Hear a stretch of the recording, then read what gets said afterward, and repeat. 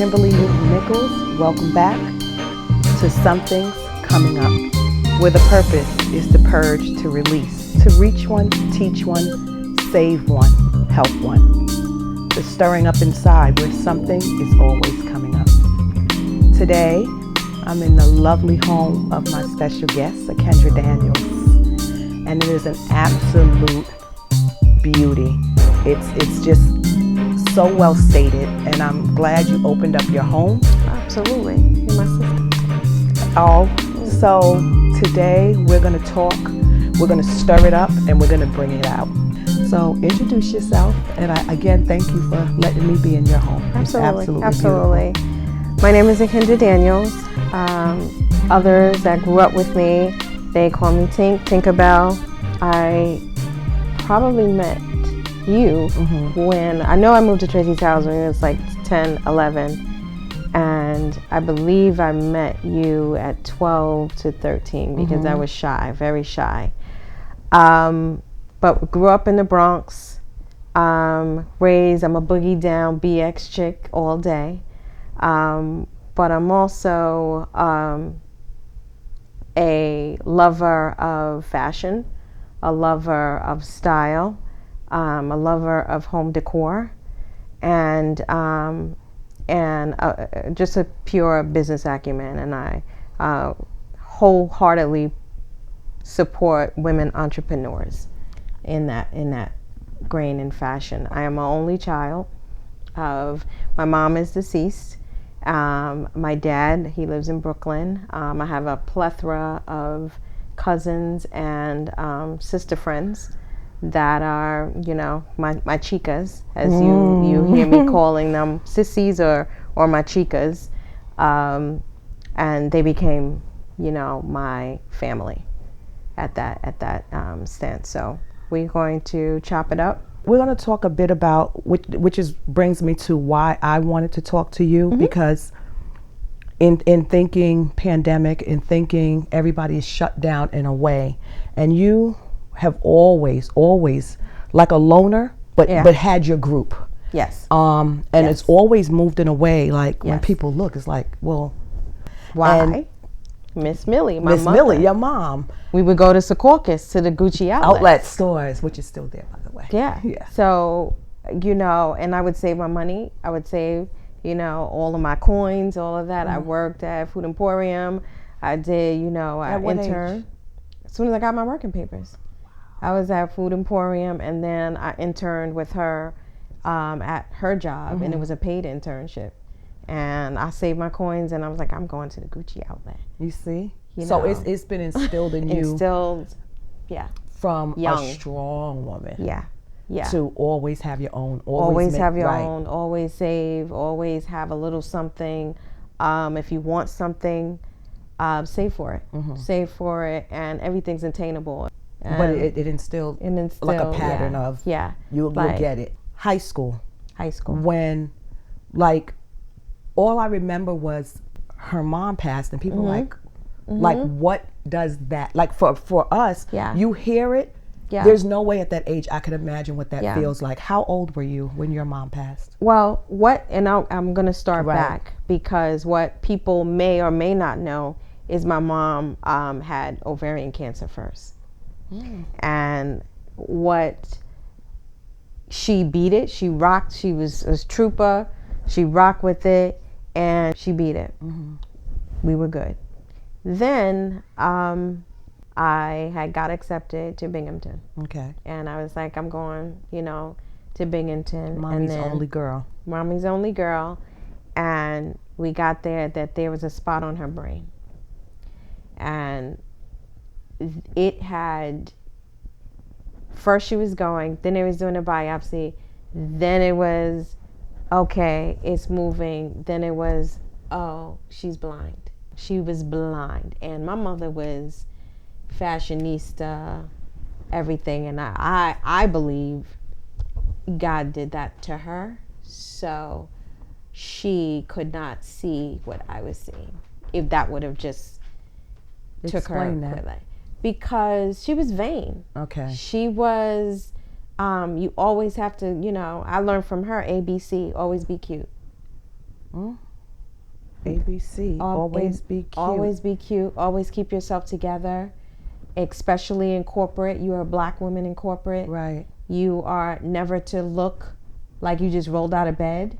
You are always present yourself in a professional manner. And your clothes are attire. Like my mother, was everyone at her, at her wake, a funeral. Oh, your mother was always so well dressed, always so well spoken. Yeah. But that's how we've always seen you. Yeah. And as I could say, a little sister. Yeah. You wait to see, like if there's an event to this day, people are gonna come. We will always look at each other like, you know how this go. Right. Like you always come correct. Yeah. And I can clearly say that's attributed to Mom. Yes. And that's what she instilled. So for her to lose her sight, right, to have it spread to her brain, and right where the tumor was. Now this is right before college. Right before college. Okay. So you opted to not go to school. No school. Okay. No school at that time because I was like, you had to be there for Mom. I had to be there for her. I worked at American Express. I remember. I got a job at American Express. And I was like, I'm working, I'm doing this, we taking care of her. There's a lot of doctors back and forth, all this, home attendants, this, teaching her how to walk with the cane and do all that. And then, this 17, tumor. Let me ask you, 17 and dealing with this, like basically dropped in your lap. I had to grow up. And it was always for me seeing you and Mom. Yeah. Who did you have for a 17-year-old? Who do you turn to now? I had my dad. Even though him and my mom, they split up when I was 3, 4. Okay. But I had my dad. I had his sister, which was like my second mom. Okay. My Aunt Barbara. And I had my grandmother, my dad's mother. Okay. And then my cousin, and I had, Pat and Timmy, and there's a lot of people around me at the time. And these are friends in Tracy. These are friends, okay. Right? Friends at But are you still Tanya. in Tracy Towers? I'm still in Tracy Towers. I'm still working. So now, at that point, I have Michelle, Melissa, Sabrina. That's what was my clique. But right. They all went away to school. Right. I stayed because I'm not leaving her. That's no. It's me and her. It's her and me. And I was like, there's no one to watch over her properly. Right. So I was like, no school for me. And then I was like, okay, maybe I'll go back later. All that. Never went. But always had a good job. Right. Always made good money. Didn't require. One thing she always told me, learn how to type and always take business classes. And I believe the internships that we did at her job instilled me. So that was, I had a good resume. On-hand training. I had a good resume right. already. So, it was like a no-brainer. And then from there, I had got a job at a transfer agent doing stocks and bonds. You got to go to the vault, take the stock. And I started at that job when I was 19. With no formal schooling? No formal schooling. I did not have my higher education degree. Which you would think. You would think that you would need for me to be touching stocks and bonds and doing all that and working on Wall Street. And 19? You said? 19 I started. Okay. I started that job. I worked there 14 years. 14 years. So when I think back how the little gems that she did instilled in me, I was able to persevere on the career front. Career, I've never had an issue with career. Always blessed and highly favored in that sector. But I'm like, okay, Mom is getting work because now they couldn't remove all of it. Okay. So the remainder of it was causing seizures. So she would have these petit mal seizures. Now, what's a petit mal? It's not a severe where you can completely back out, but it's a severe seizure. It's severe for a 19-year-old to it's see her mom go through. Your mom go through it. You're having these seizures, and it'll trigger her at one. It could trigger. I think one time I think she had either jerk chicken or curry chicken, and that triggered it with the medication that she was on for a seizure and stuff. So it just got a lot, and I think she got tired of fighting, right? Because you're doing this. Is she still doing darkness. Treatment as well? Treatment, treatment, seizures, and no vision. Just no vision in the darkness. You're not seeing me. You're not seeing anyone. You're not seeing yourself. I just think that's it. She just was like, I can't do this no more. It took a toll. It took a toll on her, and it just that. And because she always would ask me, like, how do I look? You know, how am I looking? What's going on? And I'm like, hey, yeah, you know, and you know, cancer patients have a look. They have a grayish, you know, look, undertone of the grayish undertone of the skin, and that, and you know, she just was like, I'm tired. I'm tired. Let me pause you there. And I want you to finish telling me about Mom. I'm trying to, while you're talking, picture you're taking care of her. You're going to work. When you go in your room and close the door, what's going on? I'm exhausted. I was stressed. I developed psoriasis or eczema because my skin. That's where it starts. Yeah. It was like in my joints. It was starting to, but I knew that was stress because everything, you paying the bills, I'm doing this, making sure. And mind you, she had a great job. She always had a great job. So her insurance was phenomenal. Her long-term disability, phenomenal. Even that, because you know that quote unquote is supposed to be like 60% of your salary. Right. That still was good, you know, at that point. So she's getting there, paying all the bills, running around, still trying to have some type of teenage lifestyle. Right. You know, I had a boyfriend at the time. You know, it was just a lot. It was just a lot. And coming out always looking like, I'm okay. I'm okay. I got work to do. I have to still present. Right. I still have to be on at work. You know, it's a lot. You know, it was a lot. So it started coming out in my skin. So it really wasn't, okay, the tears and all that. Yeah, I would cry. That's a release. But the stress in turn, that's why I said stress kills. You know, it's going to come out some kind of way. It's going to come out. And for me, it was the eczema or psoriasis and stuff like that, where I'm like, now I have to take this. I have to go to all these doctors and creams, and now I'm doing that. But as an adult, right? And I'm trying to be, okay, you can't cover up all the time, right? You know, like that's not cute neither. And then after she passed, it is gone. The eczema? Gone. I don't have that no more. Gone. Which is that? That's the stress. It's coming out. It was coming out of me. That's how it was coming out. But the minute that she passed and we had the service and everything was done and I knew she was at peace, that was gone. Like they dried up. She's not hurting no more. No. And it was like a big woosah. Right. And gone. I don't. How old are you at this point? She passed when I'm 21. I was 21 there at that moment. You and her, and she passes. You have your network helping you with everything. Yep. Take me from the minute that it's just you on your own now.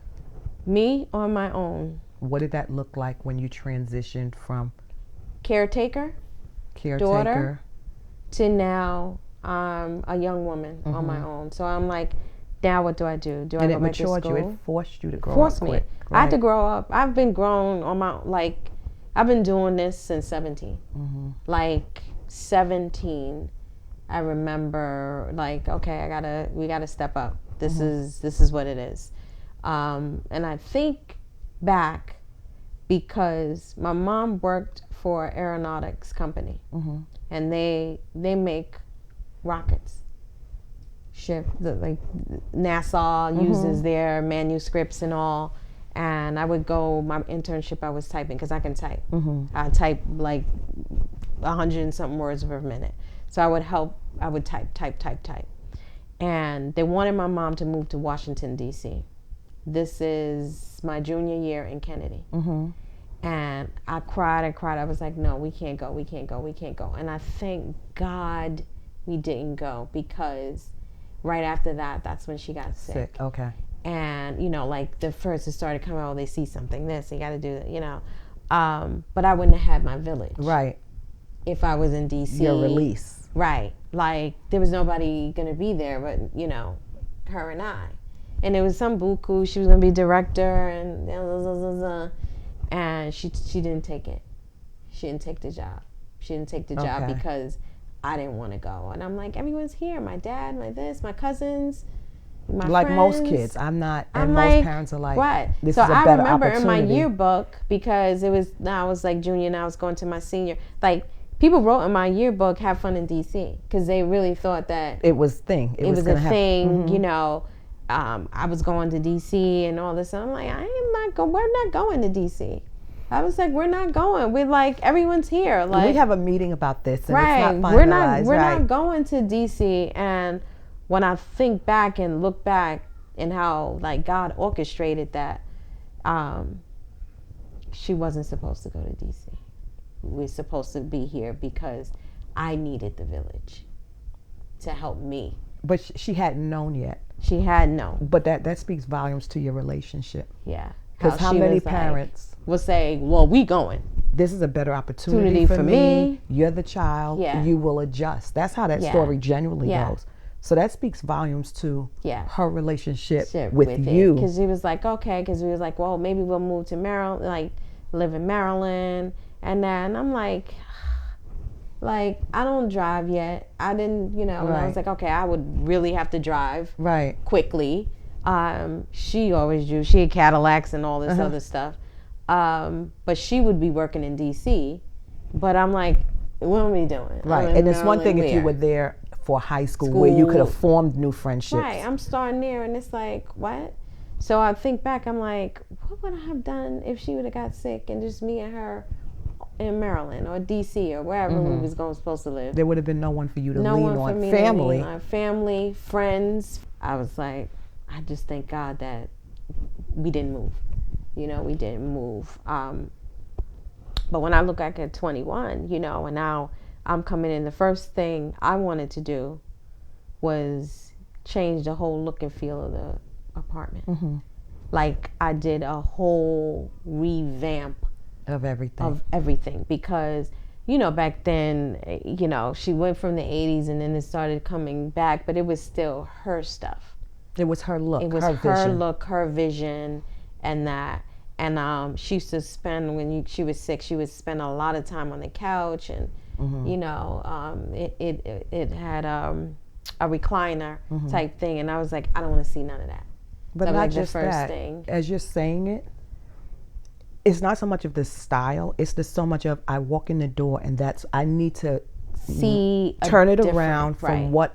When I walk in the door, what that spot meant for me. Right. So in order for me to stay here, it has to have a different meaning and a different energy for me. And a different energy, and notwithstanding like Wendy Garden, because I remember it very clearly. I went down to the rental office in Tracy Towers, and you have to present them with the death certificate because they have to change the affidavit to your name, to my name. And the first thing they asked was like, "Here's my income." And I had to produce my W-2. And they were like, okay. And I'm like, I'm 21. And they're like, okay. They're like, okay, you good.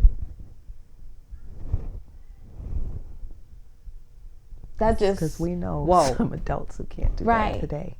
Right. Much less 21. Right. And I can tell you 100% at 21, there's no way that when you think, but when you think back to what she positioned you for, how she positioned me to go down, and they'd be like, okay, no problem. Now I could have left. I could have been kicked out of there or whatever if I didn't have the right job, the right this, the right credential, like as or if I went to school, right, and came back, and you know, college kids don't have no job. Had you went to school, you wouldn't have the job experience. I wouldn't have the job experience. I wouldn't have the income. I wouldn't have any of that to keep that apartment in Right. 19G, Tower B, for all those years after she passed.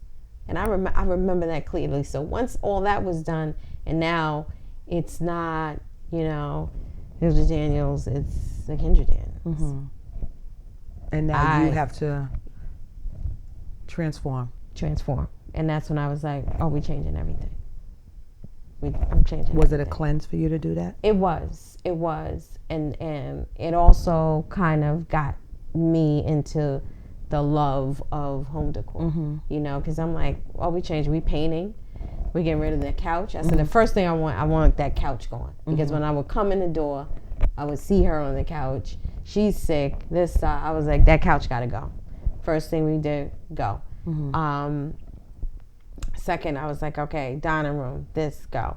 And start slowly changing, because that was it was like, not the changing of the guards, but I wanted that apartment now to be mine. And feel like yours, right. It was mine. I never switched in her room. I always kept my room.